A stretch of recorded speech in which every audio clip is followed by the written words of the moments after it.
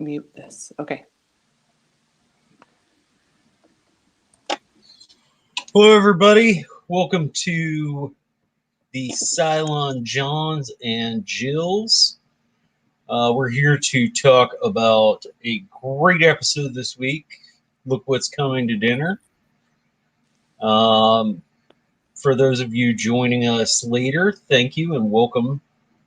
And we're glad you came. For those of you who are going to be joining us in the chat, well, welcome to you too. This is an episode I'm looking forward to talking about. And I think it's going to cover quite a bit of very good ground. So I'm going to go ahead and let the rest of you introduce yourselves. And I'm going to start below me with Clarissa. Hi, everybody. Nice to see you all again. I'm Clarissa, and welcome to the Cylon Johns and Jills.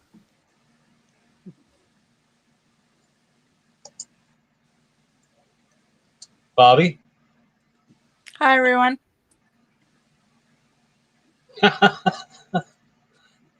All right, Mackenzie, what you think? That if you don't, My mother said I'm pathetic. Well, the person below me is Bobby, and she says hi, and also known as Bobby Catalano. But I am Mackenzie, or Tasta, whatever you basically want to call me. And I'm excited to talk about this episode. We took a week off. You know, we all our models needed to be updated for the week. We needed all a bit of relaxation. But yeah, we're back to talk about episode 7. And boy, did it end on an interesting moment there. And it had a few tense moments this episode. And I'm excited to see what that means for the coming episodes. So. Yeah, it has a lot of like sake in the mouth moments. Mm-hmm. Do you want to cover this by storyline, ladies, or? We can kind of do, well, because it kind of goes in a bit of a sequential order. Okay. Because the Rosalind storyline, the Rosalind storyline kind of weaves into the Demetrius storyline because of the whole scene with them talking to Natalie about the plan that they want to make. In I guess the coming episodes. So. Alrighty. Well then, we'll start off. You have that conversation between Lee and Rosalind when he's playing the recorder from Baltar.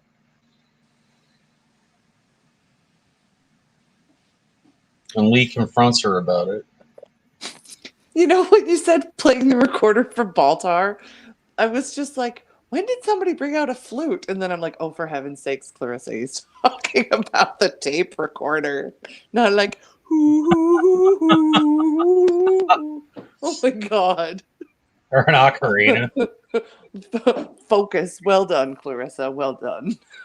I just want to say sorry ahead of time for you guys. I'm going to be off camera regularly because otherwise my audio drops to hear the rest of the gang because my device overheats. So, but I'm here. I haven't abandoned you, I promise. No. Claire, She promised. She hasn't run away just yet. It'll be hard if she doesn't respond to us after a minute. You know she ran away. Yikes! So yeah, what are your thoughts on Lee and Rosalind and their conversation? I think he's right to be frustrated with her on what's going on because he's been kind of left in the dark, and she wants to kind of not protect him, but put him in a situation where it's like, you chose to not know everything because you stepped away. Like basically her perspective is like, you stepped away from being like knowing and wanting to know everything from the military side of this, we have to kind of keep it at arm's length almost this whole conversation. And it kind of triggers something in him when she asks him the question of how would you react to the situation if you were in charge and everybody else was angry at you because of decisions that you and the military made for everybody else. It kind of shuts him up for a moment because he's like, well, crap. I think, like we said, I think in the last episode we were talking about is that it's because he hasn't been focused so much on the governmental side of things, that because he's been so focused in the military, that playing the game of politics is something that he's going to have to learn. And part of playing politics is playing the game of faces. And right now, Rosalind's presenting this face to the quorum of 12, but also Lee in a situation of like, yes, all of this is going on, but you can't really tell many people about it because it's going to implode if you start saying stuff. And boy, oh boy, I think that's keeping secrets and all that stuff's going to be something that may affect the storyline moving forward. What do you guys think, Alice?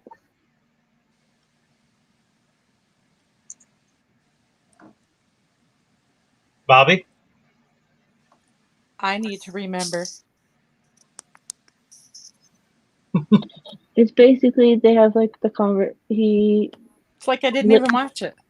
Lee brings up the recordings of Baltar basically saying that Laura Rosalind's hiding the fact that there's a secret mission going on with Athena and Caprica 6, and they're going to try and bring like the Cylons together with the humans and all of that stuff. And they also talk about like the welfare of the fleet, and Lee wants her to give an apology and to say if what Baltar's saying is the truth or if it's fiction.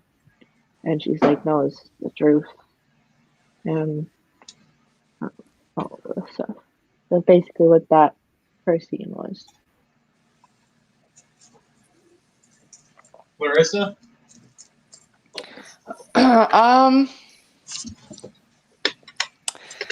Okay, so the first time I watched it, I was like, maybe I'm being too hard on Rosalind in my feelings. And then the second time I watched it, I was like, no, I'm not. Seriously. She deserves all the crap she gets. Well, no, I mean, I understand that she's in a situation where she's facing her own mortality, but it's also giving her a bit of a god complex. And I mean, not to say that Baltar isn't experiencing something similar, but she's decided that her mission with the visions and everything takes precedence over, she talks about how she's got all these people in the quorum that are never satisfied. And it's like, well, they have constituents that they answer to. Of course they're not satisfied. You're not giving them anything satisfactory for their constituents to attach to. And they're drifting to things like Gaius Baltar over this whole thing. But the one thing about the whole issue that I didn't really understand was why Lee was expected to be the one that's dealing with the president with these things when Tom Zarek is the vice president. Why isn't he the one addressing these things with her? That's what I want to know. He wants the name and the title, but not in some of the privileges, but doesn't actually want to talk to her.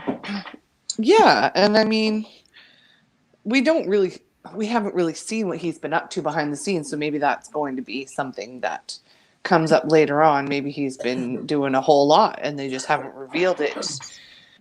Well, you can assume one of two things. you'd either assume that Lee did this of his own volition because he cares about Rosalind, but he's like, hey, these people deserve an answer, and he's doing this of his own volition. Or if the quorum sent him, the only reason I would think that would happen is because Rosalind trusts him That's way more than with her. anybody else, including Tom Zarek. Yeah, Tom 'cause he has- Zarek is not the kind of person to back away from a battle. I think it's because they're pushing him to the back for now because of the scene that he's in, as well as there's something that's gonna go on because again there has to be an internal battle that's gonna be played out before the battle between the humans and the Cylons. Like we're gonna have another coup at some point. Like this just doesn't seem like it's gonna be hunky dory on Battlestar Galactica. But like in terms of the inner fleet, like there's gonna be something that's gonna happen that's gonna be like, especially when it comes to pass about, oh yeah, this person, Saltai, your XO is a Cylon. Tori, God, the yeah. secretary to the president of the colonies, is a Cylon. And all of these like other people that, for Gata at least, it's like the fact that the man who shot him and basically made him an amputee is a Cylon.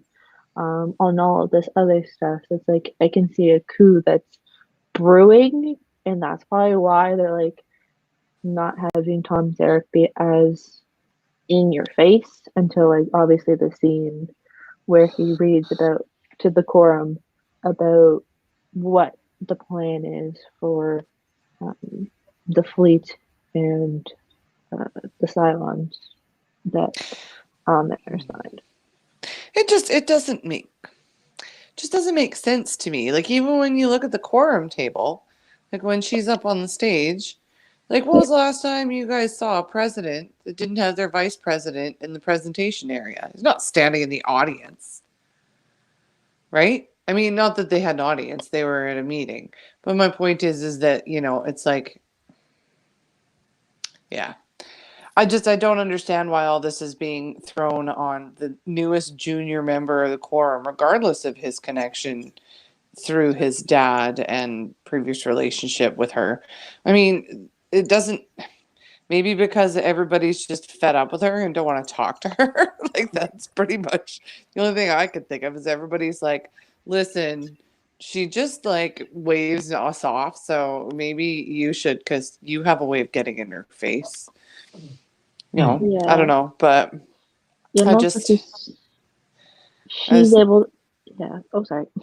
no, it's okay. I was just gonna say it just seems like I can understand wanting to move the story along, especially if there's gonna be a vote of no confidence, and then they're gonna have another election, and then if Lee is encouraged to run, which I think is likely, maybe that's why, is because they're setting up the upcoming storyline. But I just think that in actual execution, that's not necessarily how it would be done. Yeah, and I think it's because they believe he has sway with her in terms of like getting what they want, but I think they also underestimate her because she most of the time when she stands with her convictions, she stands with her convictions. Like with this, she's like, nope, we're doing what the plan is, even though I don't know what the plan is exactly, but this is what we're doing, and it's all gonna blow up in our faces anyways, especially probably what comes next episode. I think she's gonna lose her job before she loses her life. Yeah, I think she's probably one of the last characters that's dying in this show, and I also feel like she's a final episode death. Like she's gonna hold on until like pretty much the last episode.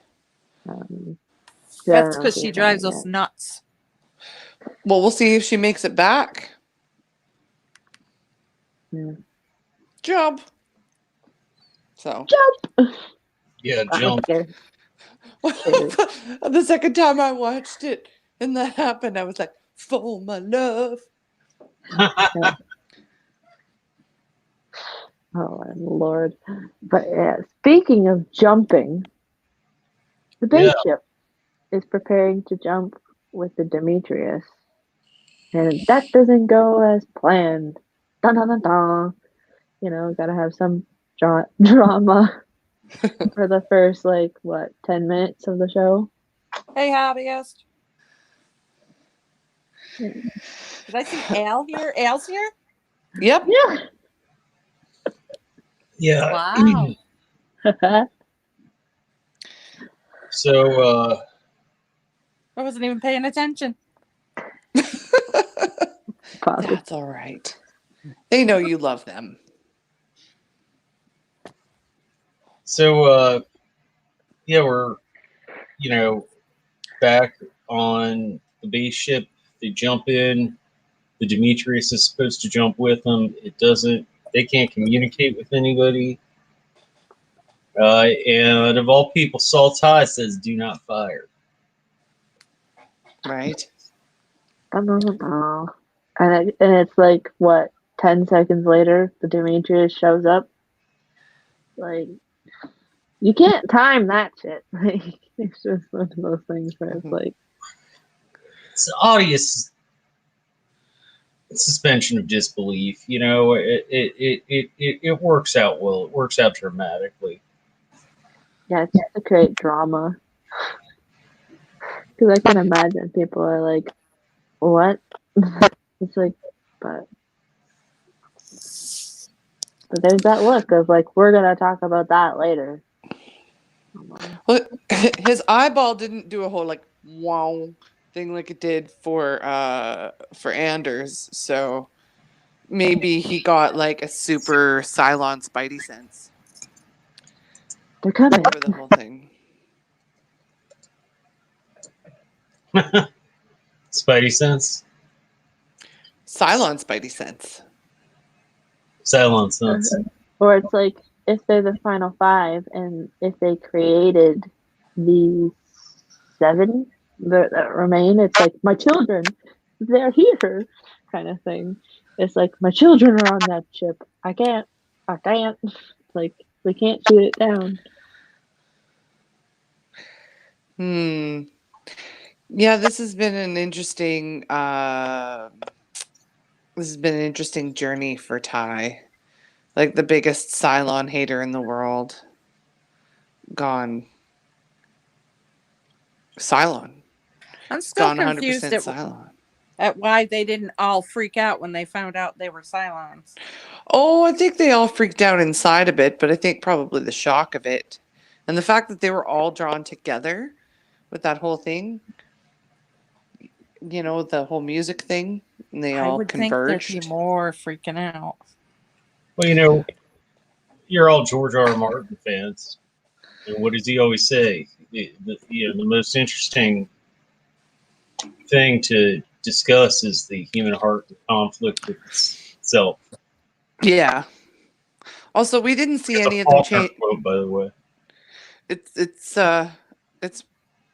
We didn't see any of them change their pants either afterwards. So it might have been horribly traumatic, and we just never saw that part.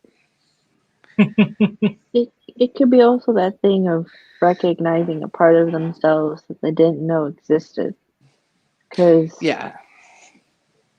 they all felt off for I think a couple days. Like they didn't understand what was going on with them. Like the music. Like no one was hearing music, but they were. So it was like, what? It's like you have to picture yourself going crazy. And then when 3 other people experience the same thing you do, it's like, okay, what?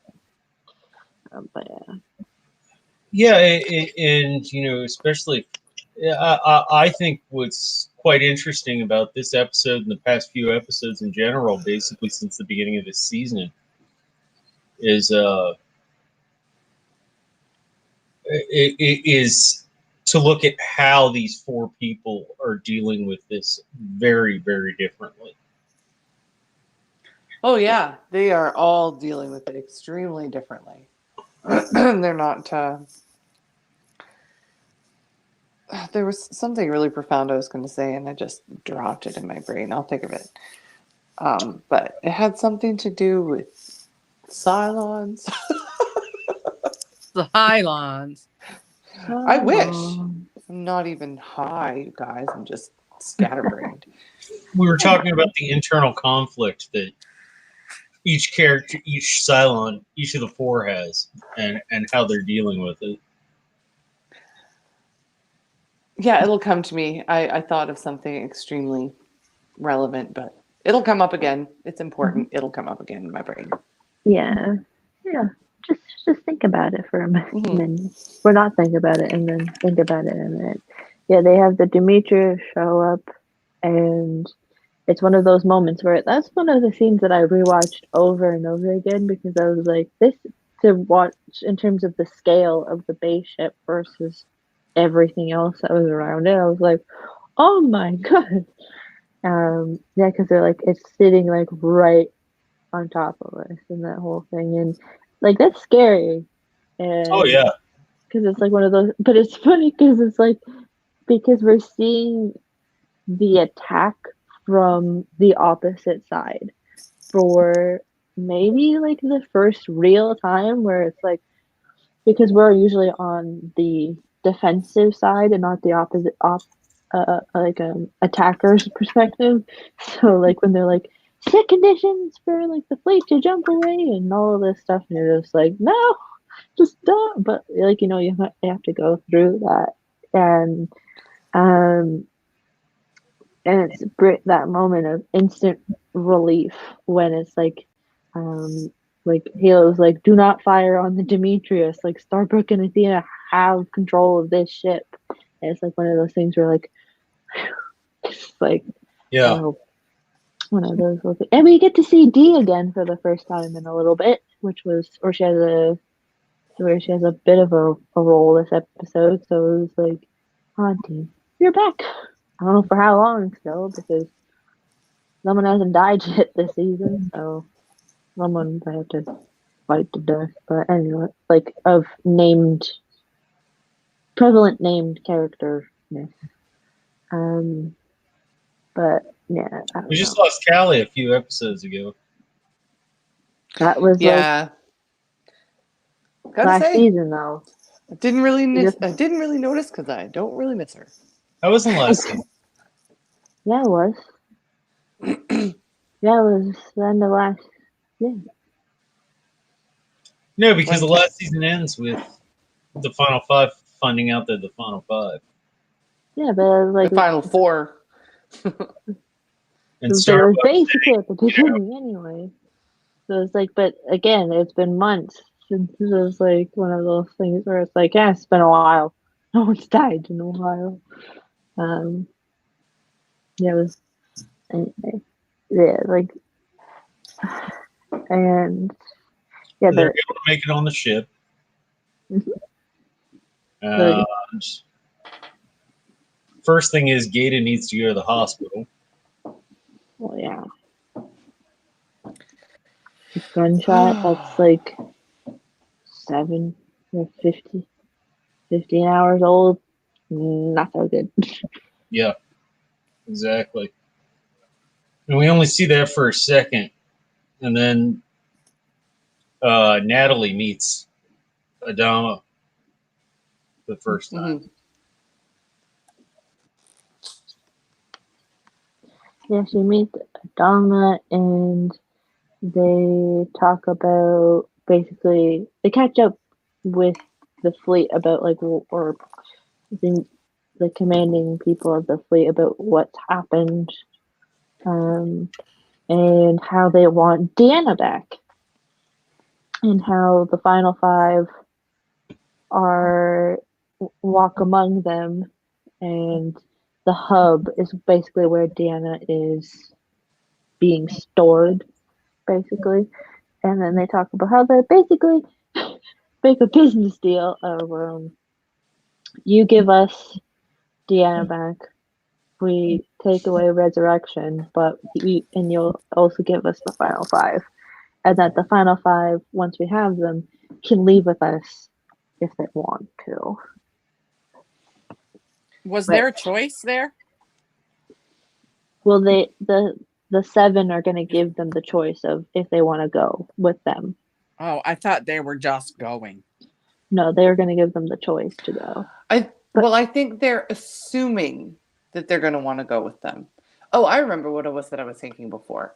I find it interesting that in previous episodes, when there have been Cylons who didn't know that they were Cylons, upon discovering that they were Cylons, like they were fully Cylon.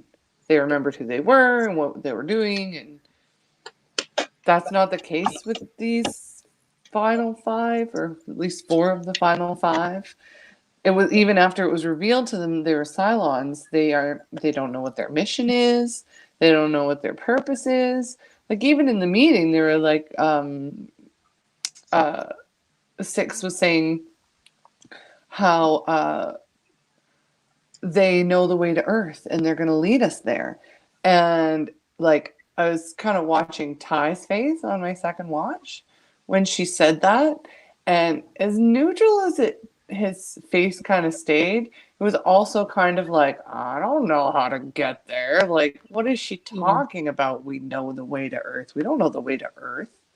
Like, so that seems like a story beat that they're gonna have to explore for us. Like that's they purposely left that out so that can become a storyline. I guess so. One of those episodes of like, oh, like something's gonna happen where all of this information is just gonna be dropped in our laps, and we'll be like, oh crap. Was I also the only one when they kept talking about the boxing ship? All I could think was that Adama was going to be like, I like boxing. The way my brain works is ridiculous. When do we find out the last Cylon? Probably like on the last 10 minutes of the very last episode. John. And then they'll be all like, oh! That could And be a then, question for. That could be a question for the end of the episode. Is when's the last reveal happen? The prediction on the last reveal. It'll happen this season, I promise.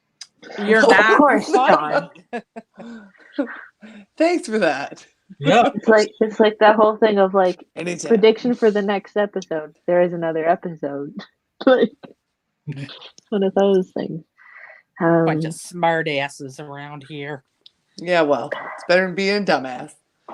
I'm your resident dumbass right here. Oh, no, you're not. No, Bobby. Not at all, Bobby. The We're gonna fight you here every week if that were the case.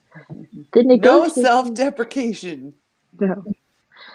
The negotiation was interesting because they're all like Starbuck is dressed in her I guess her formal outfit. Everybody's like all dressed nicely, and Natalie's just like, I think it's the image that I picked for the thumbnail. Like she's just like sitting there, and she even questions Adalma. She's like, "Do I have your word, Admiral, that this is actually gonna happen?" Like, is your word good? Yeah, it's like, but when she said that the final five walk among you, I was just like, and then Ty's face where it was like trying to not be shocked, but also like shocked at the same time. That's funny. He's like, uh-oh. It's like, I say nothing for now, and I know nothing for now. I know nothing. I say nothing, and I know nothing. Do I hear Colonel Clink? Right? Thank you. Exactly. Is that what I was know hearing? nothing. Well, he's a colonel, so Colonel Ty. True, Colonel Ty Clink. You can't really combine those names. It just doesn't work. The one thing with the Gata thing, though, is that not Zero, Anders was like outside of sick bay when he was being brought in, I think, So it's like he has that guilt on his conscience. It was like, I shot Data. So Yeah, he's consumed. Yeah, I think he's racked with guilt. They wouldn't have been where they were if he hadn't done it, though. If somebody hadn't done something rash, they would have taken control of the Demetrius and they would have left back to Galactica and they never would have collected the ship with the Cylons or I've been watching too much Picard. I was going to say synthetics. The hybrid. None of that would have happened if he hadn't, rashly blasted Gata in the leg. Very true. It's true. It's true. the Cylons have a plan, and clearly Anders has a plan. Yeah. When I was watching that, I was like, I don't think they actually have a plan. I think they used to have a plan, but I think it all fell to shite, and they're like, let's try this. Yeah, they don't have one anymore. No. Well, the seven, the group of seven, they do. They just, or at least 3 of the 7 do. The rest of them are just like, I don't know. Yeah, that whole meeting was funny, and with the whole thing, like they talk, like Bill and Sultan talk about being like it was just a lucky guess, and they're like, yeah, right. Like that was not a lucky guess. And it's like, I don't know. Like I feel like Adama's gonna suspect not him, but like outright. But there's gonna be something that happens maybe next episode where Adama's gonna be like, what did you do? Again, like there's gonna be things that add up to, are you one of them? Kind of thing. It's you. Who thinks that the 4 Cylons that know that they're Cylons are going to try and finger point decoys as suspects for Cylons to distract it away from themselves? That's a thought. Ladies, what do you think? I had not thought anything on the lines of that. It's It possible. would be funny. Like within themselves. That they're girl out. one might. Well, we've seen it kind of within themselves, like not obviously the main, like the 4 that we know, but other people are like pointing their fingers at Starbuck, like she's a Cylon, which, if we're following this, a question that Claire supposed, it's almost like a thing of like almost being nope, like it's like a thing of like that's leading me to believe that she's not, but she's important for everybody else. So I could see that Tori might be like, well, I'm not a Cylon, like this one over here, like random person, like me? No, like, but like a person who could crack first, like crack that they're a Cylon first, might actually be Ty. He might break down and is like, oh, I'm actually a Cylon, buddy. Like to Bill, like Bill, I'm actually a Cylon or something like that. There's gonna be a moment where he might just break down. He probably will. He'll probably come clean. Those 2 have been friends forever. Because I don't see Roslyn coming back to the fleet next episode. Like, it's going to be at least a couple episodes where she's away from Bill, her love, which I remember I think John said that, like, in the beginning, who was your ship for this show? And I said Bill and Laura, and look at what happened. They're still here. So, maybe it's taken forever, but they're still together. In some I'm almost convinced at the possibility that the reason that the Cylon injections don't help Rosalind is because Rosalind is the Cylon and she's destined to die in this mission or prophecy or whatever. But I just don't really get why the prophecy would revolve around a religion that's different than the one that the Cylons follow. You know? The dying leader thing is, to me, is to bring everybody together, and she just happens to be the catalyst for it. Like, you got Athena's automatically involved because of Hera. She gave birth to Hera because of the love that she has with Hilo. Six, we all know, and Baltar are supposed to, I guess, be her godparents and the people to lead her and, I guess, the rest of humanity into the future. And now it seems that it could be a thing of Rosalind also being important because she's probably going to have to start teaming up with Starbuck with this because, you know, Starbuck knows where Earth is, clearly. So You see a bit of that in this episode. So it just seems that the dying leader, why they want to kind of use her is to mix religions together to make what their own religion might be in the future, and to like come together as like one thing, but then also have separate religions because, like in our own world, we have like many different forms of religion. So it's to bring them together, which is the ultimate goal, is to silence the humans. There's also the whole Baltar element. I mean, he's kind of like, I shouldn't say a Jesus Christ figure, but He's a god more figure. of a, I don't think he's a god, but he's kind of got this whole,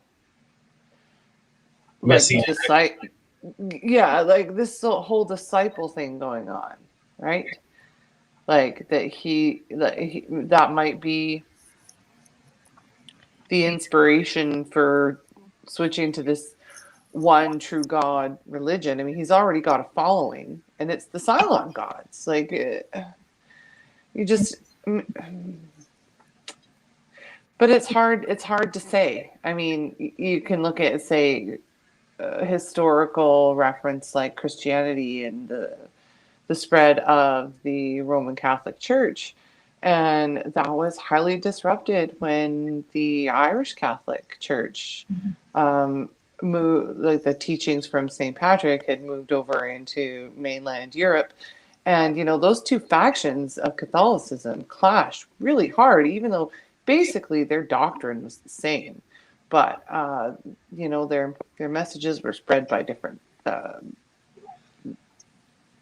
saints, you know. So are we going to be looking at a similar kind of conflict with the Cylon, you know, God religion versus the one that develops under Baltar's influence?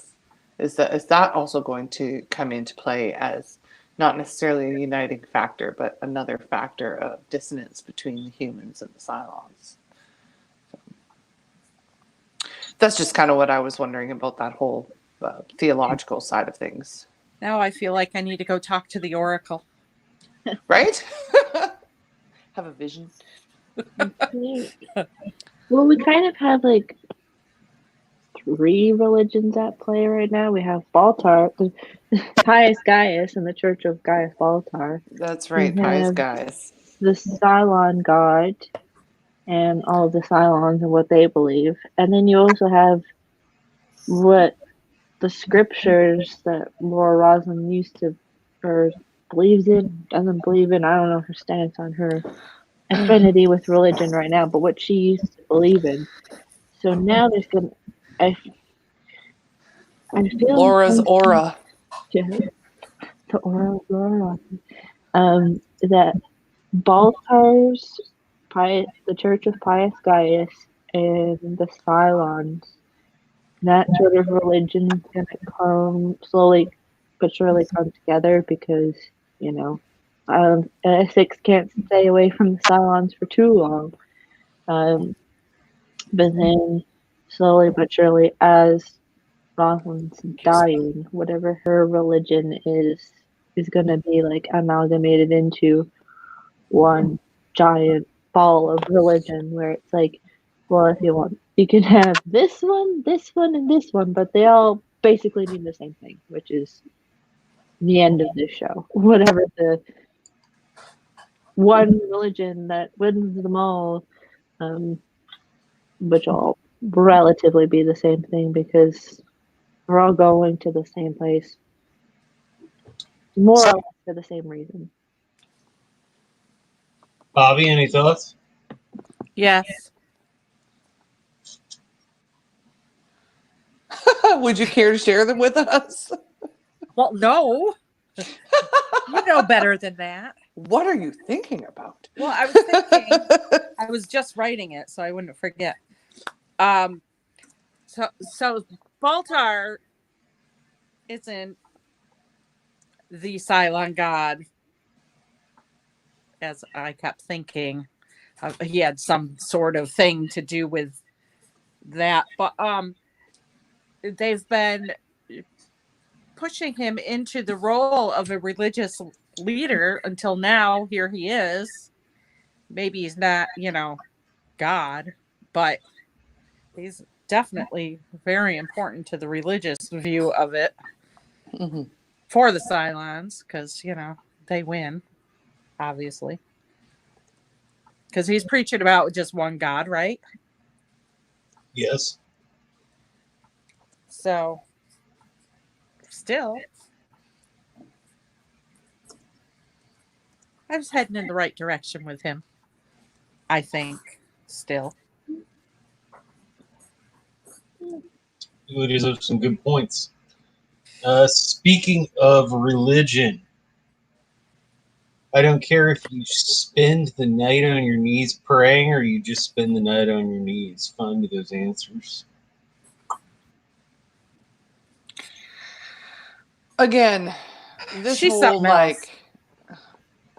it's this whole God complex thing she's got going on. This smug superiority.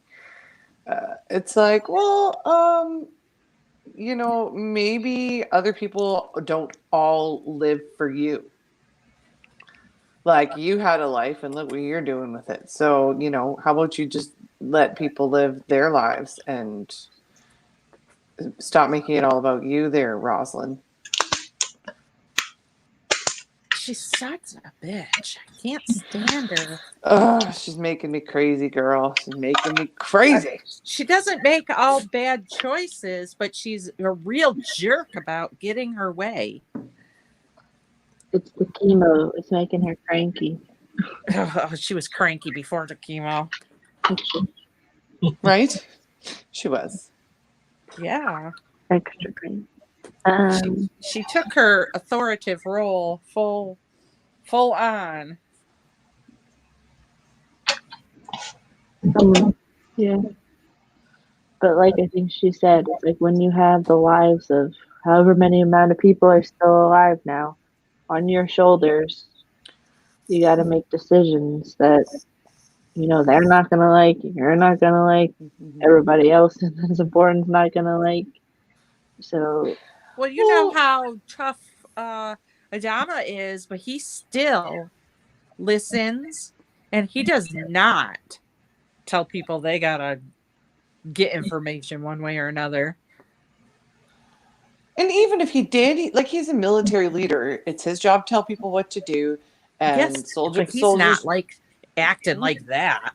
No, but I mean, but the role, exactly, the role that he plays would make that behavior at least more appropriate for him. She might be a president, but she's the head of the government. The government is the quorum. He's a Like wicked she jerk.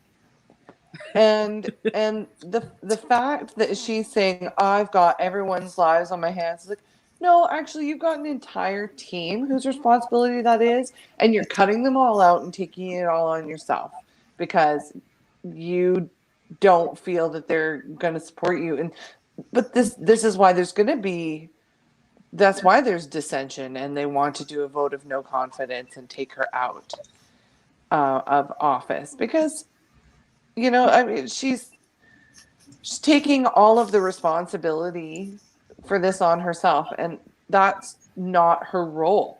She's an elected official. She's not a religious leader.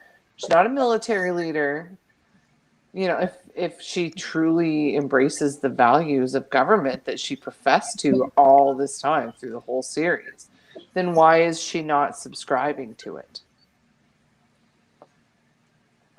Conflict. Yeah. That she's pissing me off.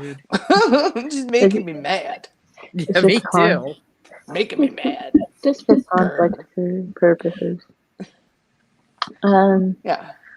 Well, kind of speaking of the 12, we have Tom Zarek show up, and he reads the news about the plan to the Quorum of 12, and they all are like stare at Lee, and he's like, well, I have nothing to say about this because I was left in the dark about it, and that doesn't look so good.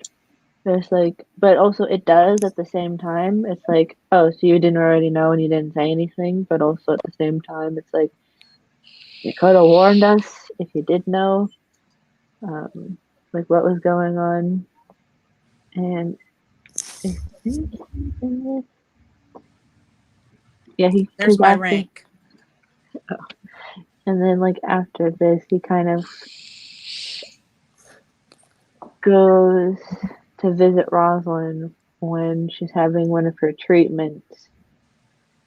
And they discuss a vote that's going to go against her. And that the Quorum of 12 did not care about the emergency jump as much as he did. Because they've become accustomed to, okay, well, we gotta jump again. And he's like, was so terrified of what that actually meant. Which I could see being like a thing. Like, if this is one of the first times that you've had to have an emergency jump from the other perspective, can be quite scary. But he's bringing to her the concerns of the 12 again, which is the second time. And I hope that she's starting to understand this, what's going on, because if she doesn't, that's going to be a big problem. Because of them making or talking about to vote against her or create they're gonna try and like impeach Laura Roslin, which I don't know what article of impeachment they'll try to use for that, but like gonna try and take her out, which would be interesting. I don't think it's gonna work, but it would be interesting. A no confidence vote is more along the lines of like a parliament, though. Although in parliament, it would be your own party that does a no confidence vote generally, and it has to do with the leader of the party. But anyway, but yeah, I get the gist of what you're saying here is that she's what's the expression I'm thinking of? Cutting off her nose to spite her face. Is that what you're getting at, sort of? Is that, you know, she's... It's like She says that she's not exploiting her illness when she goes to meet with them, but at the same time, she's exploiting her illness when she goes to meet with them. If that makes sense to you. Is that I don't think she has any real compassion for those people, despite the fact that it's terrifying when the jump happens. Because when they do an emergency jump and they're gone and Galactica's not with them, number one, they're already vulnerable because there's no telling if perhaps somehow it was infiltrated and there's Cylons there just waiting to blast them out of the sky. And second, if they do an emergency jump and Battlestar Galactica stays and they fight and they lose, then they're not coming back to them and they're left defenseless. An entire fleet that is not military driven, and it's just a matter of time until they're all wiped out. Like, the fact that they're being blasé about that means that they are just coming to terms with like their own mortality and that they don't really have faith that they're going to survive this because they just can't believe, they can't put hope in anything anymore. Again, why Baltar's influence, I think, has been so profound in the fleet. Yeah. I think it's really important that Lee's like just talk to them, Mm-hmm. like just communicate with them, tell them what's going on. Right. You know, like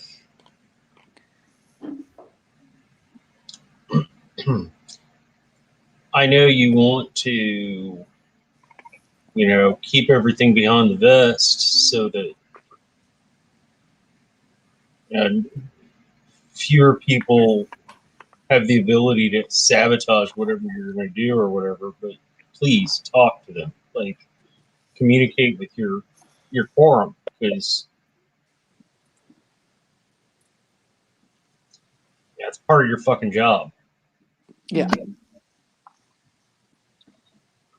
Yeah, and I think, well, she's probably gonna like try to do that when she can, but who knows? Like based off of what's probably coming, that's just not so sure. Well, it's not happening just yet. Maybe in a couple of episodes, but not now. And well, there's like a whole scene where Tori talks to Baltar about like what she and Rosalind were talking about earlier. It's just like the glow that Tori gets when she comes to Galactica and talking about the visions and the truth behind it. And this all kind of leads in or bleeds into Rosalind and Athena and Caprica 6 having the vision of the opera house again. Which, when Starbuck showed up to Rosalind, she's like, "How do you know about the opera house?" And Starbuck's like, "Because the hybrid told me about it." And it's like, dun dun dun dun. So it's like all of these plot lines are starting to come together. And Rosalind's like, "All right, I'm not so sick. I'm gonna go visit the this hybrid," which we all, at least I did, suspect that was not going to be a good idea because of I was watching the clock and I was like, "This is going to be something that comes next episode." I need a video of the hybrid talking so I can hear what she's saying. From how many times? Try and find you a link, Bobby. What? I'll try and find you some links. Yeah, I don't want to go looking because all kinds of stuff pops up. Yeah, like something that's prophecy, but only leading up to like where we're at, not what might be said in the future episodes. Well, just wherever it is, I just, it goes by so fast. I need something I can listen to over and over. I want to see if, I'm just curious to see if there's anything said that I missed. And there's no closed captioning on your viewer thing. Yeah. That's usually what I do. I'll watch an episode through without the closed captioning, and then the next time I'll do closed captioning so that I can like follow dialogue that I may have missed. Well, I think there is. I had to get a new thing to watch it because Amazon Right. quit us. Right? Why did they do that? Because they're having their own streaming service. That's where they're gonna put BSG. Oh. On one of those additional channels you pay an additional subscription to on top of your Prime. That one. No, it's Yeah, like I had to get it's like Apple the TV.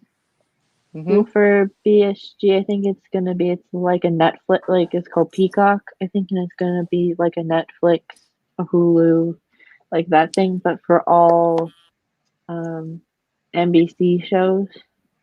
And like so they'll have the one that's the new home for the new speculated BSG show. So Pretty soon, all these channels you have to buy to watch what you want to watch is going to add up to cable prices anyway. You might as well keep cable. Except cable's awful. Oh, it is. Yeah. Don't even get me started on that episode of The Doctors that I just watched clips from today. The Doctor's a soap opera? No, it's supposed to be one of those like panel talk shows where it's a whole panel of doctors. Oh, They were me. so rude and unprofessional. I actually went to their YouTube channel, refused to let the counter go through the video. I made a point of watching it on a global app that I have on my phone, which is a channel in Canada, just so I wouldn't give them a YouTube view. It has like 1.5 thousand dislikes and like 25 people like the video. Wow. Like, they were so rude. I was just like, shows like this are why people don't get TV anymore. So anyway, this was good TV from back in the days when there was good TV. So I'm glad we're talking about it. And they got I think I grew up, there was only sci-fi. I swear. That's all we watched. Mm-hmm. Chiller Theater. Space Channel. What was that? Lost in Space. I'm just What's sitting that here one? like, what? What's that one with the dinosaurs? Or the Land of the Lost. Land of the Lost. I love that. Oh yeah, me too. Hi, Catherine. The good old days. Good TV. Yeah, I missed the thing with too, because the Natalie talks with the 6 and the 2s and the 8s. I got like, what are they gonna do? Well, they're probably judging this and all this stuff. So this is why she gets to Galactica, where they kind of like swap spots. Like Rosalind goes to the base ship, and Natalie goes to Galactica. But the conversation that Kara has with Rosalind in this is like, okay, we gotta have teamwork now. Like before we were divisive and I almost shot you, but now we gotta have teamwork. Which will be a thing, I think, for at least the next couple of episodes. Teamwork's gonna be a big thing moving forward. Because we got a lot of moving parts starting, and there's a reason why also Kara was informed about the Opera House. Still trying to figure that out, but don't think she's one of the 5, because I don't think that she'd be given information about the Opera House if she's if she's the last Cylon. Like, she'd be like, what? Like, because there's a reason why the hybrid has an affinity to her that's different from everybody else who knows that they're a Cylon. And, like, she doesn't even, like, react, at least with Hilo. So I'm kind of like, there's something there with that. But I'll stop talking because I've been talking too much until we get to, like, the end. The next scene we have is when the president brings Natalie to the quorum. So she actually follows Lee's advice.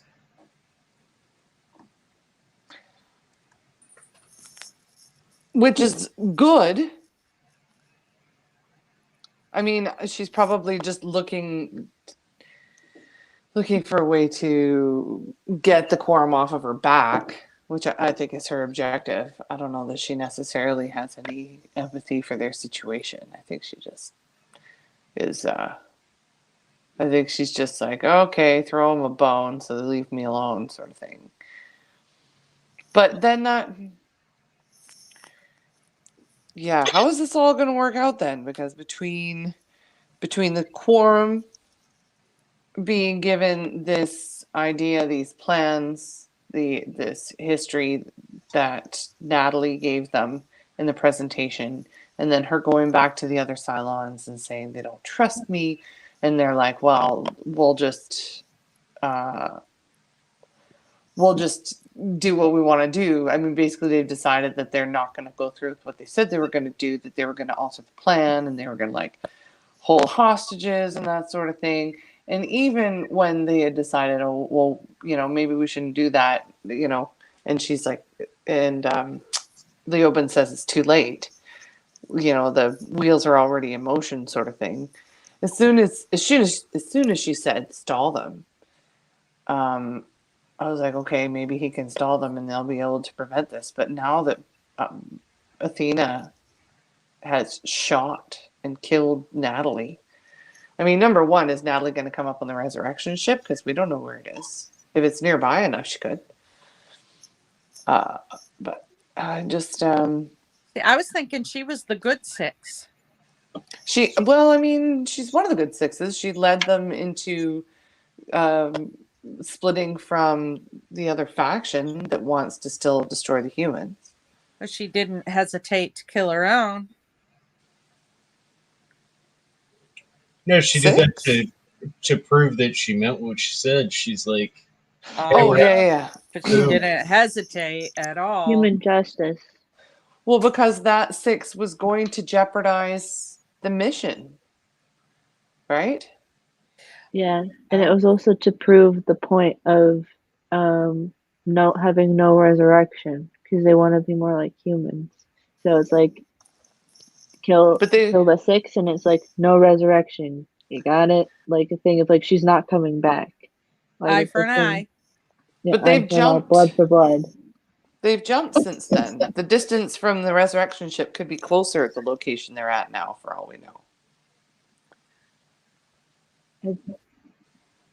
Right? Because the resurrection ship jumps around, right? Leoben knows stuff. Somebody's got to sit down and talk with him. I think he thinks he knows a lot of stuff, but I don't know that he sorted it all out. He spent a lot of time with the lady in the tub there. The hybrid? Yeah, the hybrid. The lady in the tub. It's like the lady in the tramp. When I said Calgon, take me away, this is not what I meant. Jump. Don't jump in the tub, girl. That's just asking for an accident. What do you think of what Six says to the quorum when she meets with them? What Natalie says to the quorum?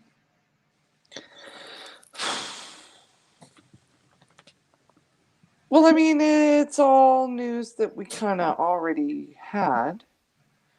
Are you more looking for, like, what do we think about the reactions of the quorum to what she said? Yeah, and do you think that she's turned them to their side at all, or because you got to remember, while the Cylons were plotting, the fleet was too. Right. Exactly. No, I mean, they're both guilty of the same thing.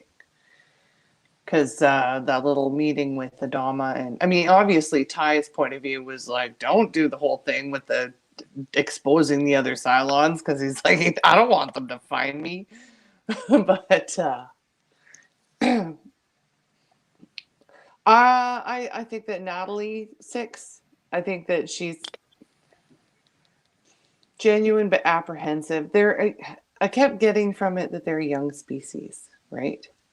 And they keep guessing on what they're supposed to do. They don't have this well, I mean, humans can be obviously guilty of this as well. But to be sincere and stick by your guns and do what you say you're gonna do. And nobody's doing Yeah. that. And I'm like, wow, you're really just asking for a shite show. They got thrown into the human race. Now they don't know what to do. It's all chaos. I I think it's also that aspect of them of because they seemingly had. I think they're relying on their roadmap for life, which is like what they know, what was predetermined for them in the past, what they're supposed to be doing now, and I think they're hoping for like a future where they already know what they're gonna do. So it's kind of what they were relying on before. So then now they're just like, well, I don't know what I'm doing now. And I feel like Natalie and the at least is thinking that maybe the final five will tell us what exactly we're supposed to do, even though right now they don't know what they're doing because um, she has a conversation with 8 and Leoben and is like, what if they're watching us? What if they're judging every single action that we're doing and they're making fun of us? Even though that they're not doing that right now. And but they decide that if something goes wrong in their business exchange, that they might start to take hostages, which will be interesting if that plays out because gotta have drama and intrigue and all of that stuff. But when Natalie talks to the quorum, I think it kind of settles their suspicions about like, okay, she's actually saying what she actually means, and like showing somebody not a threat, but like the opposite side, and it was like, this is what the opposite side is. We gotta do it because if we don't, then what are we fighting for?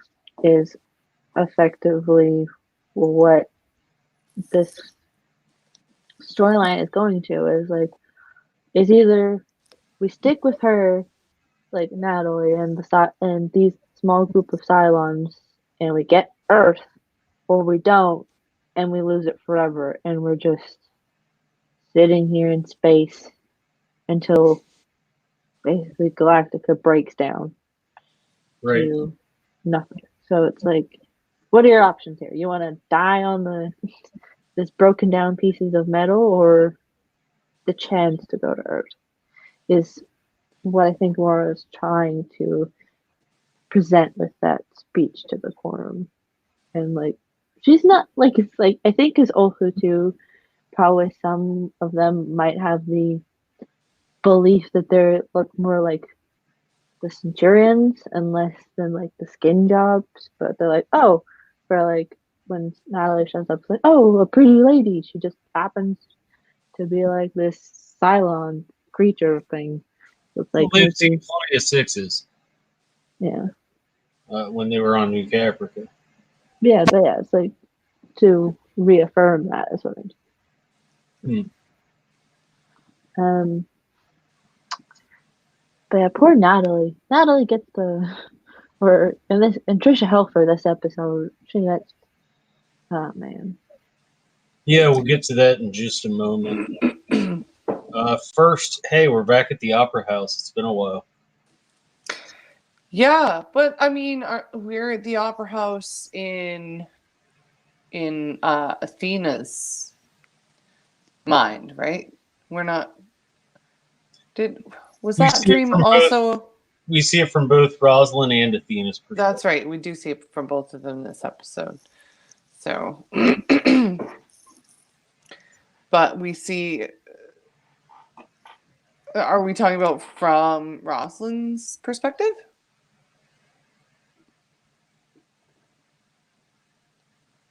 I'm sorry? Are we more focusing on it from Laura's perspective or Athena's or both? Both. Or even Hera's perspective, because Hera is having the visions as well. Which also makes you also Capra 6 Hmm. So do we know? Even Baltar, I think he confirmed in this that he said he's when he's talking to Tori, because he says the visions that she gets he's like what? Like he's like, I think mind you, I watched this episode like a couple days ago. So it was like, I think he said that he also has He's seen it before, or he understands what she's talking about or something. Yes, because Six brought him into that vision, because when she was like the whole thing about the like, this is like the child, well, like, even though that name has been coined for Baby Yoda, but it's like the whole thing of like the child is important, like the Cylon child is important and stuff. So I think he knows what she's talking about. He just hasn't put two and two together yet, because he's been to the opera house. That's what I was just going to ask. I'm like, so he hasn't added up that the vision that she's talking about when he meets her on the shuttle, he doesn't add it up, that because she says, "You're in my vision," and he looks surprised. So is it at this point maybe that he like comes to realize, oh, we have the same vision? Yeah. Okay, now Okay. I'm gonna have to watch it again, and keep that in mind when I'm watching it. I have to watch it from start to finish. Binge it, Bobby, binge it. Yeah, I think that's what he was like, giving that weird look of like, wait, so you see what I see too? Like it's or some vague version of it. Yeah. Well, she's like, I need a conclusion. I need to know what this vision is about. I think mostly because she's like, she's facing the death clock. And she's just like, I need to know what's happening with the opera house. Which obviously wouldn't have come up if Starbuck hadn't come up to her and been like, you know. I need to know too. Oh, I think we all do. But for it to have played out the way it did at the end from Athena's point of view, does that mean the prophecy is starting like now? And that the conclusion of this opera house thing isn't just going to be theological as far as information from Rosalind, but that the wheels are in motion, and that her awareness of it is just, it doesn't matter. It's already upon them. It seems like that. Right. Because we're now getting external influences into this vision, so to speak. And let's also keep in mind that with Starbuck's role in it and her experience with the hybrid, she was told that she's the harbinger of death. And a harbinger is someone who foretells something. Doesn't mean that they bring it. It means that they envision it, and that they warn, or that they bring the news that this is going to happen. You know, they foretell prophecy. Well, it can mean either, honestly. It can mean either. It can either mean that it's something they foretell, or it can mean that that's what they represent. Yeah, the harbinger of death. I think I looked it up the other week, and it was like, harbinger of death is like a death that's already happened, or a death that's yet to come. So a harbinger is a person. Harbinger. It's harbinger. It's harbinger. Harbinger. No, it's a harbinger. And a harbinger. That's when I read it on the caption. It said bringer. Well, they just misspelled it on it. It's a harbinger. And a harbinger is a person who goes ahead and makes known the approach of another, or a herald, or anything that foreshadows a future event, omen, or sign, or a person sent in advance of troops, a royal chain, etc., to provide or secure lodgings and other accommodations. And I But don't think add it's the last one. the of death part, because that's what I was like. Because I tried to. Because Then you just get StarCraft websites. because when I looked it up the other week, because I wanted to know how to spell it, I typed it in how it was spelled another way, and it was like, no, it means it's this directive, and it said that it was like a person who's died or is already or is about to bring death. They might be talking about like the comic character, the Harbinger by DC Comics. But Harbinger is like in the Cambridge English Dictionary, Harbinger. Harbinger. Yeah, but it says anyway. Now I reread it out, and it says, "Is it the supernatural power of a sense of impending death, or a death that has already happened?" And that's with that spelling. So that's what that means. So either she's died, or she's about to die again, or she's bringing everybody to die. That's what it seems like. Mm. Yeah, it just keeps changing my spelling back to the correct spelling under Harbinger. Well, they Anyway. said that she was going to lead them all to their Death. death or something earlier. They said she was the harbinger of death. That will lead humanity to its end. And a harbinger is a prophet, or not a prophet, but like a soothsayer.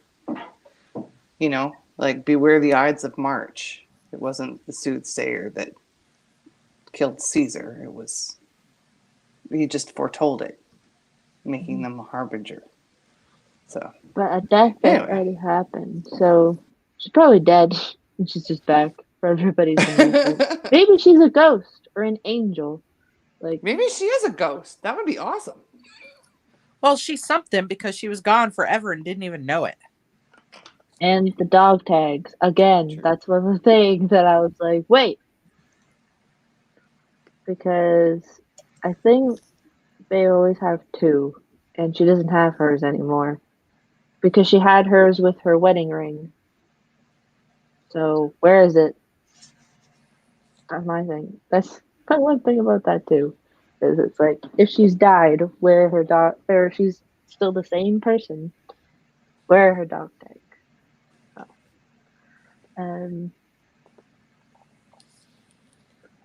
Yeah, they have that whole point, Mackenzie.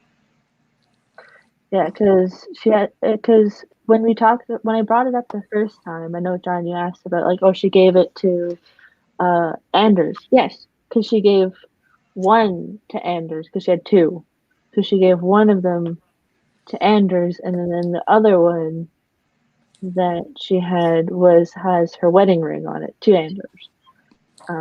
So she had one. She had one on her neck at one point up until Maelstrom, and then when she came back, it's not there.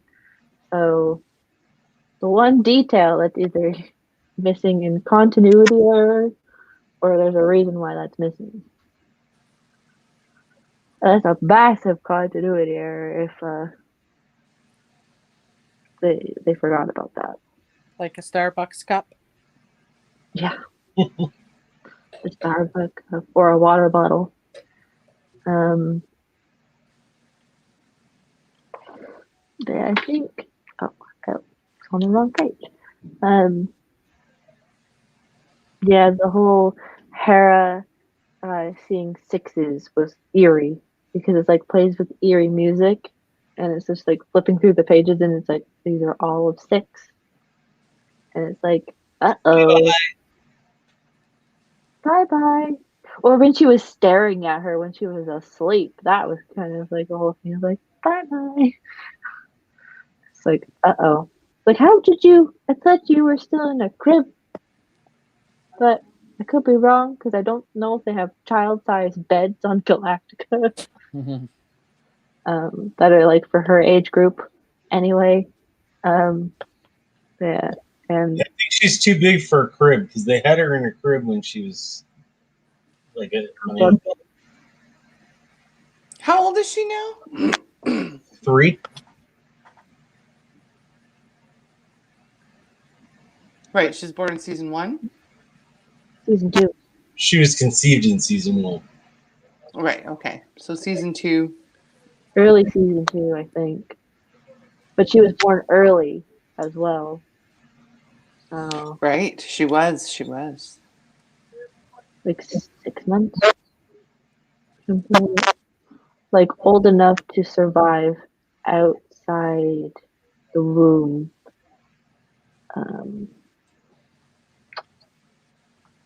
Yeah. And then there was a year time jump. So at least 3 years old. Because I think they probably mention again the time frame of how long this has been going on for. Saul says we've been on the run for 3 years now. Yeah, almost. So she'll be almost 3 soon. Well, she looks bigger than 3. She looked about 3 to me. maybe verging on 4, but how fast do Cylons grow, right? Do we know? Maybe it's that Cylon breast milk. I don't think Athena would have done that anyway. Maybe let's talk about that coloring book. A bunch of Yeah, with sixes. all the pictures of 6. She 6. can definitely write 6. I was Yep. like, red dress, 666. Not good. It's like the devil. It's the devil. Well, that's what Athena views her as, basically. Is like, you're the devil, come to take my baby. But yeah, like I know John brought, and I think Clarissa brought this Stop up it. earlier. It's like, how does a toddler or like a young child just Come on. walk through Galactica like nothing's Right? wrong? Do. Nobody sees me. Like she I'm passes a bunch of invisible. adults, and yeah, it's like, Peekaboo. it's a doggo. It's getting ready to bark at me. Yeah, she like passes through a bunch of adults, and like Athena's just running around. She's like, "Have you seen my kid?" And they're all like, "No." And then it Yeah. goes to And D, kinda and she's like, Where's she gonna go? I know, like, there's not that many places that she can go that aren't locked anyway. Her And then spidey senses were on high alert. she goes to D, and D's like, I haven't seen her. And she even goes to Tyrell, and Tyrell's like, what? He's like, why are you asking me to like watch your kid? Who Does he is even watch like, his own? I know, it's like when I don't even watch my own kid for a majority of the day anyway. So it's like, what? But then it's like, gotta go after her because where was Hilo in this whole mess? He wasn't around. He was just like he was decommissioned himself for the day because he was like. And he was with the gang that was walking through to go to the right. Cylon ship. So he's on the Cylon ship. Oh, right. Yeah, The cruiser. Yeah. Oh, yeah, and then Hera walks up and just is like looks at the 6, and then the 6 bends down, and there's Ty and a bunch of Marines, and it's just like, uh-oh, this is gonna be a tense situation, because it's like, and then Tyrell was like, okay, I gotta go take care of her, and then when freaking Athena pulls the gun on, it was just like, oh no, this is not gonna end good. And like even like Ty was like, put your gun down. And she's like, nope. I was kind of shocked, but also at the same time I wasn't, because I'm like, she's trying to be Boomer again. Like, what is this? Like, I know she's Athena, but she's trying to be like Boomer. I wonder if that's what's going on. And I still think there's the Boomer model out there. Don't be like Boomer. And then, not okay, Boomer. Not okay, Boomer. Yeah. So true. Did you guys see the meme that Amy made, Yes, but I not a actually digital I one. saved it You made onto it. my laptop. She showed us on there when she was here. Did she do it on air? Not just in the Yeah. chat? Not just No, in the pre-show chat? That was fun. No, she sent it on there. Yeah. Well, I've saved it on my laptop. If anybody wants me to send them a copy. But yeah, I think I'll be right Well, back. no problem. but yeah, like the whole it's like stay away from my child, and it's like you're never gonna have my child, and she's like I didn't do anything. She's like I just like bent down She's like, next to her because she was I'm lost. just walking. I'm just walking. With a crew of Marines with heavy artillery. I'm just walking. Yeah, that was oh man.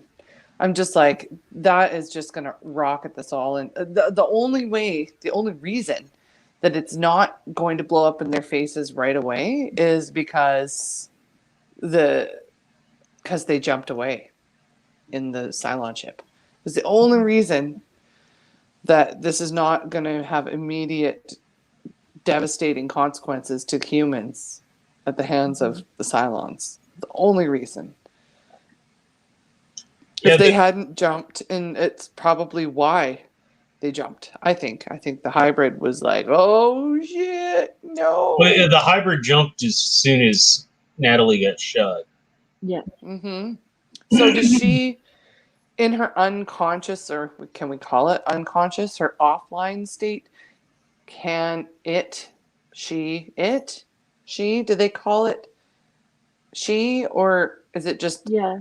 or It's is like it you have just to the listen to- president that calls it it? The Cylons call it the hybrid. The hybrid. Yeah, Well, okay. they as far as I remember, they It's like a never. title. Yeah, as far as I remember, they don't use a pronoun. Okay. So, but yeah, I think the only thing saving them from this massive mistake that Athena made in shooting Natalie is the fact that the Cylons have now jumped away. It's the Yeah. only thing that's keeping all the humans from being obliterated. And I think that even in an offline state, there's something going on with the hybrid, that the hybrid doesn't need to be online in order to have visions or I guess premonitions. So I'm thinking maybe in an offline state, the hybrid is still somewhat cosmically aware somehow. I think so. It's just a theory. Just a theory. I think, yeah, because they turn her on as soon as they turn her on. Is I think when Athena shoots her anyway. I think so. Yeah, it could be one of those things where they have to. No, because they explained it in Faith that they had to unplug her to then manually jump. Right. So if when they plugged her back in, that's when she controls the jumping, or Yeah. the hybrid controls the jumping. So Yeah. I don't know if she can do it in offline state. I guess when she's booting up, she can probably do that. I think maybe for the ship she needs a hardline connection, but for prophecy, Bluetooth works fine. Or Wi-Fi. Cosmic Wi-Fi. You know? Yeah, probably. But yeah, that was. She's her first hybrid. Yep. And there are some serious ramifications because when Natalie got shot, the hybrid jumped away. Yeah. And Rosalind and Baltar are both on the base ship. And so is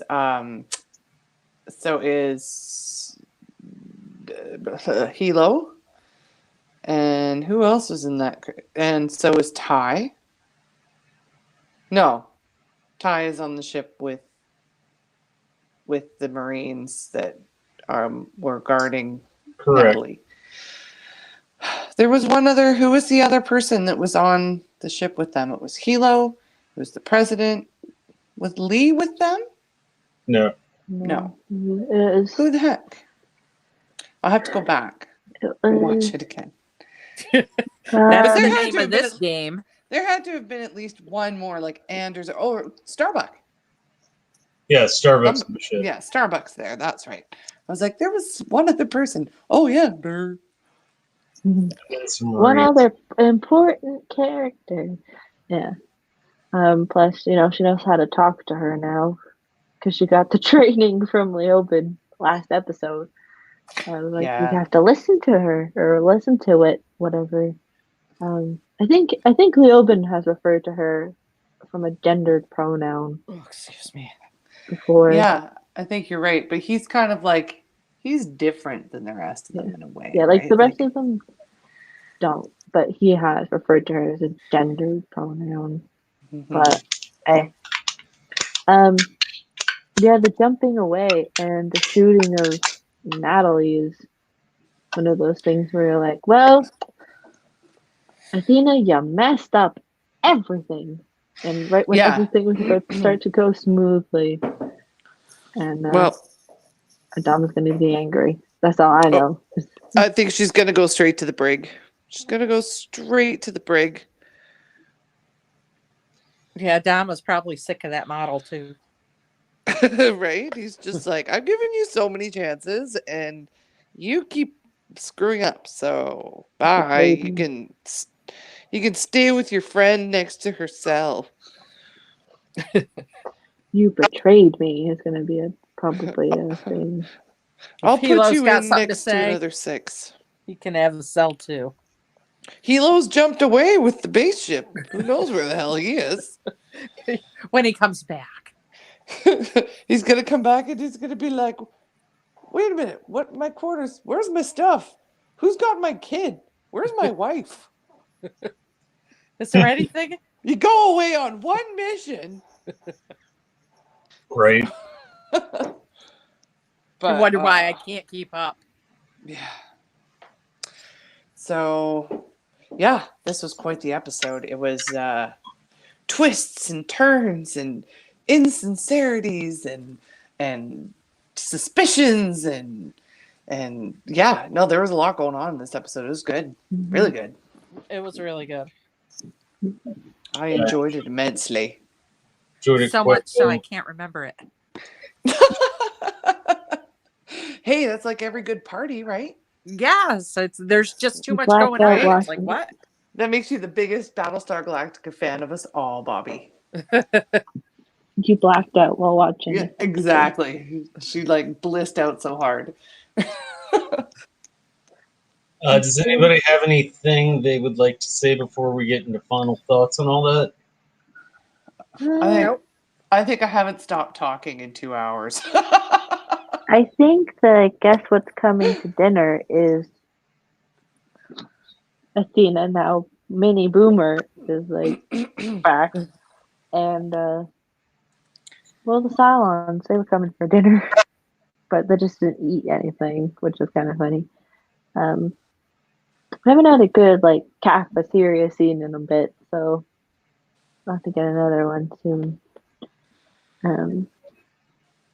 Overall, it was a good episode.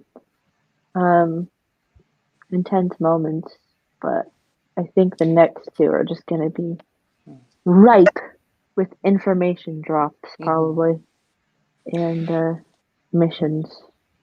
It's true. I did want to make a final comment on the title of this episode. Anybody seen the film from the 60s, the Katharine Hepburn movie? Look Who's Coming to Dinner. Look Who's Coming to Guess Who's Coming to Dinner? Are you aware of the plot of this film, you guys? No. I'm not. The plot of the film is that some parents are having their daughter and her new boyfriend come over. They're white, and a very young and handsome Sidney Poitier is her black boyfriend. And it deals with the issues around prejudice and race. So I thought that this was a hugely appropriate title with basically the Galactica being the parents and Starbuck being the daughter, bringing the Cylons with her and dealing with the issues of prejudice around the Cylons. So I thought that it was a very apt title, except they said, guess what's coming to dinner? So the question is, does that mean the fleet of Cylons as like what's, as its, as non-personified? Or is that more a slight reference to the hybrid, who is generally not referred to as a who, but as an it? But that was just I just thought that was an interesting title choice by the producers, No, it's a the damn writers. Yeah, I thought it was. And if you haven't seen that film, see it. It's an excellent, excellent piece of cinema. And Ron and Dave don't do anything by accident. No, they don't. They think things through quite a lot. Yeah. Gotta be a freaking rocket scientist to watch this shit. No, I just watched a lot of like late night movies and television growing up. So So did I watch the same stuff. I do not get the same thing out of it as you do. We all have different things we focus on. Yeah, I like it or I don't. I don't have all this brainy stuff to go with it. Oh, Hobby. you're plenty brainy. No, Hey, I the don't smartest put it one into out of my us, TV. Bobby. All right, ladies. So, get to the end game here. While we're talking to Bobby, what's your rating for this episode? It's 10 out of 10. Nice. I think that might be your first 10 out of 10. No, I've had several. I'm easy to please. It's me that's the most difficult. Usually. 10 what? You put it in the chat. 10 Maddening Madam Presidents. What was that? 10 maddening Madam Presidents. Maddening. I did write it in chat. She makes us mad.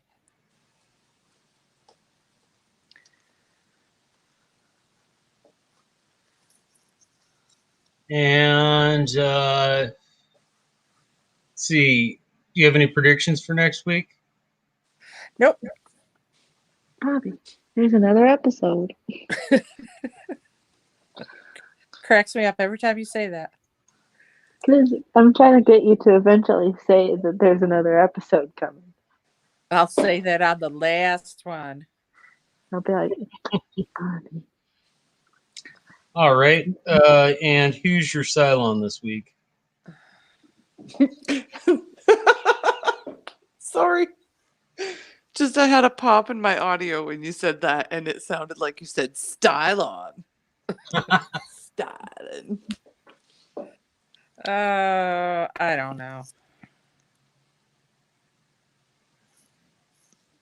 Well, the better question is, when do you think that whatever Cylon it is going to be revealed? I want it to be revealed now. In this moment, John could tell you, but he's not going to. I won't. Where's Johnny? Do you want to make a guess, though? Come back to me because I haven't thought about it.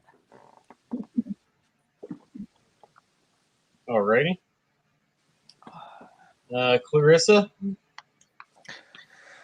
I would also give this episode a 10. It had all of the things that I would want in a Battlestar Galactica episode. And I don't give 10s out a lot. I thought this was excellent. I thought it was an excellent episode. And I think it's 10 out of 10 post sing songs. By the way, Alessandra Giuliani gets my acting job for this week so very much. Who's That's that? good. I He it, plays it, Gata. it was moving, man. The I whole thought he thing with did. the surgery and singing afterwards, Mhm. like that was very moving. Although I think they made a little too big a deal out of how good his voice was. Like his voice was okay, but he wasn't Pavarotti or anything. And I'm sorry, that was Tim post-op what? 10 post-op. What Sing did I songs. say? Sing Sing songs. songs. Yeah. Sing Songs, yeah. songs. Ditties.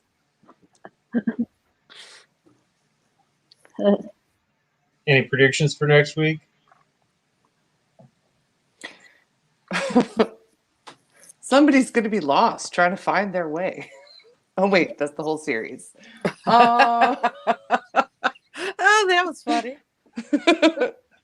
It's like, that episode of Three's Company where there was some kind of a misunderstanding. Yeah. Predictions. I predict that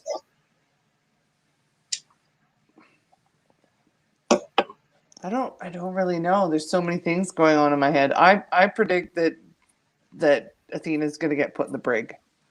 And there's going to be some kind of a through the bars banter between her and Six. Caprica 6. Yeah. That one.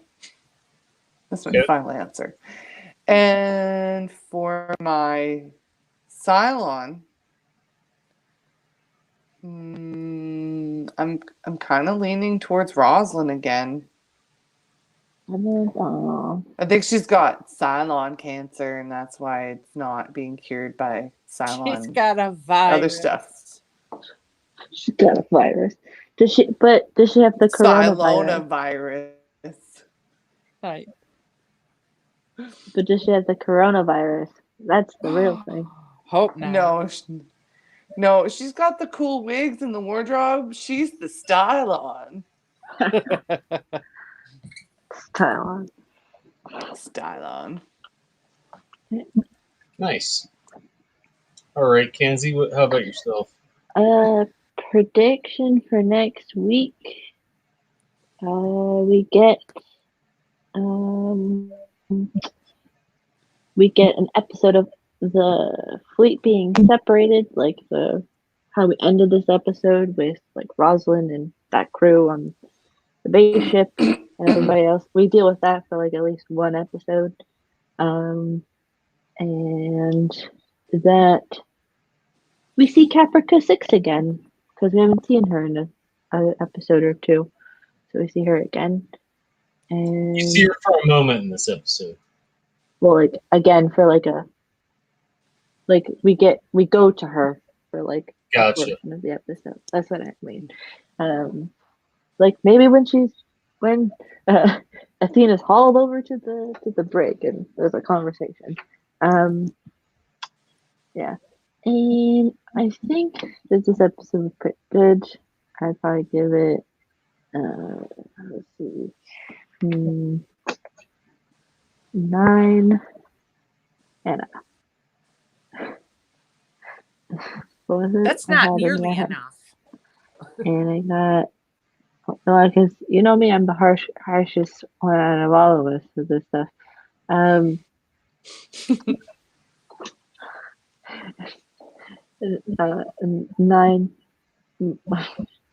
like my bad,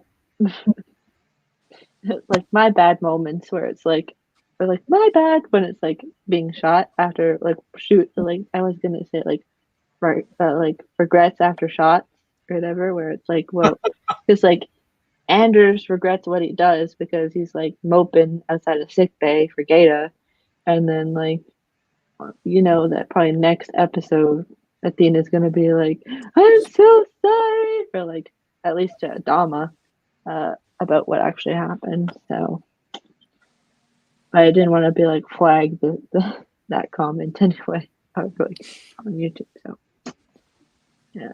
Anyway. And here's your Cylon for this week. Still, good old faithful Ellen Ty. That woman's coming back. I swear to God, that woman's coming back. She's probably sitting with Cammy having some pot pie. And again, I think that the 6 was modeled after Ellen Ty. That's my pet theory now. There's another one. Is that there's also... It's like a second attempt. Yeah. And that's probably also part of the reason why Ty is like so infatuated with 6. Almost. It's because it's like youngish, stylized version of Ellen. Almost. That's what I think. And that could be a prediction. I don't think they should have rescued Boxy and then nothing. Yeah, you never see him again. It's like just nothing. It was a little homage to the original series, and then like, see ya. He's turned to a life of crime. I don't remember the original series, but I know I've seen it. Isn't Tom He's on the boxing ship. The boxing ship. But wasn't Tom Derek in the original? Ship. They named it after him. Was he? Tom Derek was in the original series, right? Yeah, he was the original. He was the original Apollo. He was the original Leodama. Yeah, I remember reading his character wasn't the original series, but that actor Richard Hatch played Apollo in the original. He was Apollo, yeah.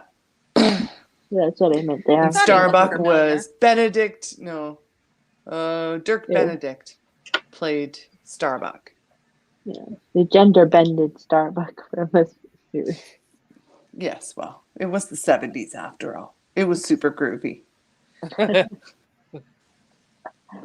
gender. Anyway, we said our piece with this. I give this episode 9.5 creepy coloring books.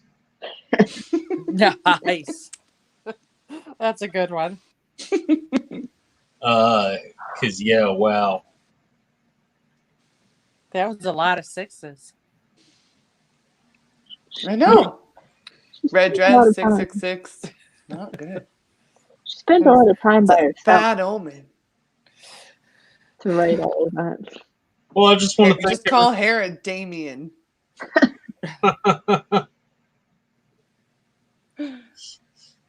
Hair is in the omen. You know? Right? Yeah. Well, I want to thank everybody for coming out tonight. Thanks for the chat. It was good to see you all. Thanks for everybody who's watching this afterwards. We will be skipping next week because a lot of people have a lot of stuff going on with the Valentine's holiday. So spend next Friday with your loved ones, and we will be covering the next episode the week after that. See you in 2 weeks. Yes, thank you all for coming out tonight. I hope you have a wonderful evening. And I believe by the time we're back, Johnny will be joining us again. Who knows? Who also has a birthday coming up. I know. Next Saturday. That's right. So, go wish Johnny happy birthday. Obvious, yes. I like the jump in at the start and the jump out at the end. That was pretty cool. It mirrored itself pretty well. Yes. I wish I had somebody to watch this with. It'd be a lot more. Me too. Thinking in my head, I think. Because right now, if I get confused, it's my own confusion just running around. And nobody else's input to maybe clear something up. Well,